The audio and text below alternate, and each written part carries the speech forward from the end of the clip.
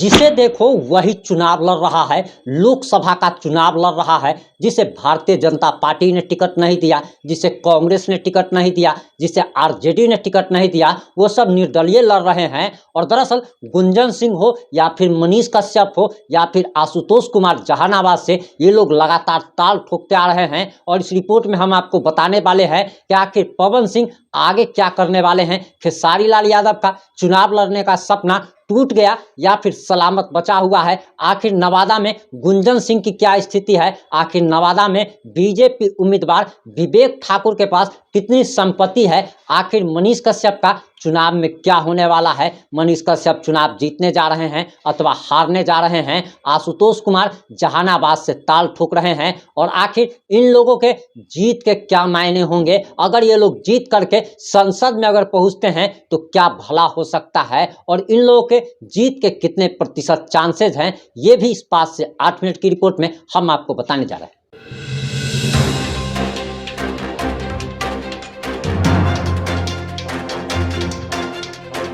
नमस्कार, मैं प्रिंस कुमार सिंह और आप देख रहे हैं पॉजिटिव इंडिया। अगर अभी तक आपने चैनल को सब्सक्राइब नहीं किया है, हमारे फेसबुक पेज को फॉलो नहीं किया है तो अभी कर लीजिए। और जो लोग ऑलरेडी कर चुके हैं उन तमाम लोग को सही हृदय धन्यवाद। अब वापस आते हैं अपनी खबर पर। दरअसल इस वक्त हम आपको 3 से 4 लोकसभा सीट, जो कि हॉट सीट कही जा रही है, जिस सीट से मनीष कश्यप हो, गुंजन सिंह हो या फिर विवेक ठाकुर हो या फिर आशुतोष कुमार हो या फिर खेसारी लाल यादव हो या फिर पवन सिंह हो, ये लोग चुनाव लड़ने वाले हैं, इसके बारे में हम आपको बताएंगे। इसके साथ ही साथ हम जीत के मायने भी बताएंगे, जीत के चांसेस भी बताएंगे। हम सबसे पहले शुरुआत करते हैं गुंजन सिंह से, उसके बाद हम आपको आशुतोष कुमार के बारे में बताएंगे, ठीक उसके बाद हम पवन सिंह, खेसारी लाल यादव और मनीष कश्यप के बारे में बताएंगे। आपको सबसे पहले बताते चले कि गुंजन सिंह नवादा से निर्दलीय चुनाव लड़ रहे हैं। बीजेपी से टिकट चाह रहे थे, टिकट नहीं मिला, निर्दलीय मैदान में कूद गए हैं। लेकिन यह लड़ाई जो है अब 4 लोगों के बीच में होने जा रही है, यानी कि निर्दलीय गुंजन सिंह, बीजेपी उम्मीदवार विवेक ठाकुर, वहीं महागठबंधन उम्मीदवार श्रवण कुशवाहा के साथ साथ राजद के बागी निर्दलीय उम्मीदवार के रूप में विनोद यादव भी चुनाव लड़ रहे हैं। और चारों लोग मैदान में हैं। एक तरफ जहां गुंजन सिंह के बारे में कहा जा रहा कि अब विवेक ठाकुर का वोट काटेंगे, वहीं विनोद यादव के बारे में कहा जा रहा कि वह महागठबंधन के उम्मीदवार श्रवण जायसवाल के वोट काटेंगे। अब आपको बताते चले कि दरअसल वहां से बताया जा रहा कि विवेक ठाकुर सबसे पैसे वाले उम्मीदवार है, बीजेपी के कैंडिडेट हैं और जीतने के चांसेस उनके ही ज्यादा बताए जा रहे हैं। जिस प्रकार से विवेक ठाकुर की सभा में लोगों की भीड़ उमड़ रही है, अगर यह भीड़ वोट में अगर तब्दील हो जाती है तो विवेक ठाकुर के जीतने के चांसेस ज़्यादा है। जहां एक तरफ श्रवण कुशवाहा का वोट आप समझ लीजिए कि विनोद यादव काट लेंगे जो राजद के बागी उम्मीदवार हैं, उसी तरीके से विवेक ठाकुर का वोट भी गुंजन सिंह काट सकते हैं। हालांकि अब विवेक ठाकुर की संपत्ति का ब्यौरा आ गया है और हम आपको विवेक ठाकुर के संपत्ति के बारे में बताने जा रहे हैं। दरअसल बताया जा रहा कि वह पूर्व केंद्रीय मंत्री सीपी ठाकुर के बेटे हैं, जो कि भाजपा के कद्दावर नेता रह चुके हैं। वहीं उन्होंने शपथ पत्र जो दायर किया है उसके अनुसार उन्होंने बताया कि Indian institute of foreign trade नई दिल्ली से उन्होंने मास्टर डिग्री हासिल की है। वे कुल 2,85,43,552 करोड़ रुपए की संपत्ति के मालिक हैं। और बताया गया कि 70,94,014 रुपए का उन्होंने ऋण ले रखा है, यानी कि ब्याज पे उन्होंने पैसा उठा ले रखा है, जबकि किसी प्रकार का सरकारी बकाया इन पर नहीं है। इनके विरुद्ध किसी भी प्रकार का कोई भी मुकदमा दर्ज नहीं हुआ है। वहीं आपको बताते चले कि इनके बारे में बताया जा रहा कि गृह ऋण यानी कि होम लोन इन पर 33,50,549 रुपये का चल रहा है। वहीं अगर ऑटो लोन की बात की जाए, कार लोन की बात की जाए, तो कार लोन इन पर 19,68,465 रुपये। वहीं इन्होंने दोस्तों से 17,75,000 रुपये उधार ले रखा है। वहीं बताया जा रहा कि विवेक ठाकुर 3 एकड़ 80 डिसमिल पैतृक संपत्ति के मालिक हैं। इनके पास 3 एकड़ 80 डिसमिल जमीन है। कुल चल संपत्ति 80,000 की बताई जा रही है। वहीं आपको बताते चले कि बैंक जमा 13,19,000 रुपया इनके बैंक में जमा है। वहीं इन्होंने 10,44,862 रुपये का इंश्योरेंस करा रखा है। वहीं शेयर शेयर में इन्होंने 21,84,830 रुपया इन्वेस्टमेंट कर रखा है। वह इनके पास एक टोयोटा फॉर्च्यूनर कार है जिसकी कीमत इन्होंने 38,74,866 रुपया बताया है। वहीं जेवरात की अगर बात की जाए तो इनके पास 7,67,970 रुपये का जेवरात है। अगर कुल चल संपत्ति की बात की जाए तो 92,72,442 रुपये की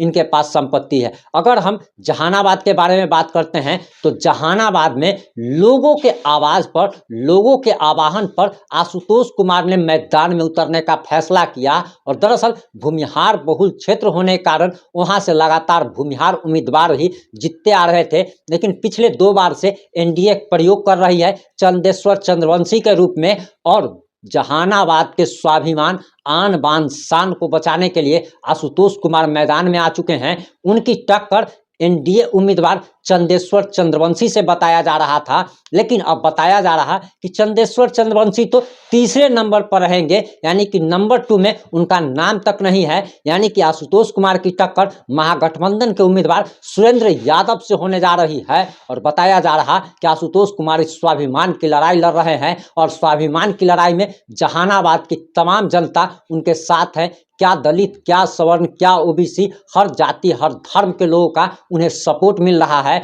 और बताया जा रहा कि आशुतोष कुमार अगर जीतते हैं तो जिस प्रकार से पिछले 10 सालों से 12 सालों से वो सामाजिक कार्य करते आ रहे हैं, लोगों की भलाई के लिए कार्य करते आ रहे हैं, अगर वो संसद भवन में अगर पहुंचते हैं तो लोगों की भलाई के लिए अनवरत रूप से कार्य करते रहेंगे। हम आगे आशुतोष कुमार का इंटरव्यू भी लेने जा रहे हैं जिसे आप लोग जरूर देखिएगा। वहीं अगर मनीष कश्यप की बात की जाए तो मनीष कश्यप लगातार बेतिया से ताल ठोक रहे हैं और लगातार वो कह रहे हैं कि वो हारने और जीतने की लड़ाई नहीं लड़ रहे हैं, बल्कि वह चंपारण को जिताने की लड़ाई लड़ रहे हैं। यानी कि वह कहीं ना कहीं सेफ जोन में रहना चाहते हैं। ना तो वो आरजेडी उम्मीदवार पर किसी प्रकार की कोई वैसी टिप्पणी कर रहे हैं, ना तो बीजेपी उम्मीदवार संजय जायसवाल पर वह किसी प्रकार की कोई टिप्पणी कर रहे हैं और एक सेफ जोन में चल रहे हैं। किसी प्रकार का कोई राजनीतिक हमला उनके द्वारा नहीं किया जा रहा है। मनीष कश्यप सिर्फ और सिर्फ रोजगार की बात कर रहे हैं और कहा जा रहा, जो ग्राउंड रिपोर्ट आ रही है उसके मुताबिक बताया जा रहा कि बेतिया की उनके लोकसभा क्षेत्र की 80 से 85% महिला वोटर मनीष कश्यप के पक्ष में मतदान करेगी और 3 से 4 लाख वोटों से मनीष कश्यप की जीत होगी। हालांकि मनीष कश्यप की सभा में भी जनसैलाब उमड़ रहा है, लेकिन यह कहना थोड़ा मुश्किल लगता है कि यह भीड़ वोट में बदलती है अथवा नहीं बदलती है। खैर, सारा कुछ 4 जून को क्लियर हो जाएगा। वहीं अगर पवन सिंह की बात की जाए तो अब ये क्लियर हो गया है कि पवन सिंह को बीजेपी लोकसभा चुनाव में टिकट नहीं देने जा रही है। लगभग उम्मीदवारों के नामों का ऐलान हो चुका है। पवन सिंह को स्टार प्रचारकों की लिस्ट में भी जगह नहीं दी गई, जिसके बाद बताया जा रहा कि पवन सिंह ने जो टिकट लौटा दिया था उससे बीजेपी अपने आप को बेइज्जत महसूस कर रही है। वहीं खेसारी लाल यादव की बात की जाए तो खेसारी लाल यादव के साथ केएलपीडी हो गया है। ये कह सकते हैं कि विश्वासघात, धोखा कहा जा रहा है खेसारी लाल यादव के समर्थकों के द्वारा। अब आप सब जानना चाहेंगे कि धोखा किसने दिया, विश्वासघात किसने किया, तो आपको बताते चले कि खेसारी लाल यादव पहले बीजेपी से टिकट चाहते थे, लेकिन बीजेपी से टिकट ना मिलता देख वो आरजेडी में आ सकते हैं। तेजस्वी यादव के साथ लगातार उनकी मीटिंग होती है और बताया जाता है कि सारण से वो टिकट चाहते हैं, लेकिन सारण से लालू प्रसाद यादव की बेटी रोहिणी आचार्य को टिकट दे दिया गया है। वो अपना रोड शो भी कर रही है, यानी कि चुनावी प्रचार प्रसार का अभियान अब तेज हो चला है। खेसारी लाल यादव के बारे में ये भी चर्चा चल रही थी कि पटना साहिब से लड़ाया जा सकता है, लेकिन पटना साहिब सीट कांग्रेस के खाते में चली गई। अब कांग्रेस, अब आप कह सकते हैं कि खेसारी लाल यादव अब उनको कुछ करते नहीं बन रहा है। अब वह विधानसभा चुनाव का इंतजार करेंगे, 1 साल का इंतजार करेंगे और कहा जा रहा कि हो सकता है कि आरजेडी कुछ दया दृष्टि दिखाए और उनको टिकट दे दे, क्योंकि आरजेडी के बारे में ये खबर चलाई जा रही है, यह फैलाया जा रहा है कि आरजेडी सिर्फ और सिर्फ अपने परिवार को बढ़ाती है। जिस प्रकार से लालू प्रसाद यादव अपने बेटे को, अपनी बेटियों को टिकट दे दे करके, यानी कि ये कहा जा रहा है चाहे कोई भी पार्टी हो, लोजपा रामविलास हो, चिराग पासवान की पार्टी हो या फिर लालू प्रसाद यादव की पार्टी हो, इन लोगों के लिए परिवार फर्स्ट है। ये लोग जैसे चिराग पासवान ने अपने जीजा को टिकट दिया, यानी कि पार्टी में जो कार्यकर्ता काम कर रहे हैं उनको टिकट नहीं दिया, लेकिन बाहर से आयातित लोगों को इन्होंने टिकट दिया। चाहे वो संभवी चौधरी समस्तीपुर से उन्होंने टिकट दिया हो, खगड़िया से टिकट दिया हो, जमुई से अपने जीजा को टिकट दे दिया। उसी प्रकार से लालू प्रसाद यादव के बारे में भी कहा जा रहा कि वो सिर्फ और सिर्फ अपने परिवार के लोगों को बढ़ाना चाहते हैं। आप किस मुद्दे पर क्या राय है, अपनी प्रतिक्रिया देना मत भूलिएगा। जुड़े रहे हमारे साथ। जय हिंद, जय भारत।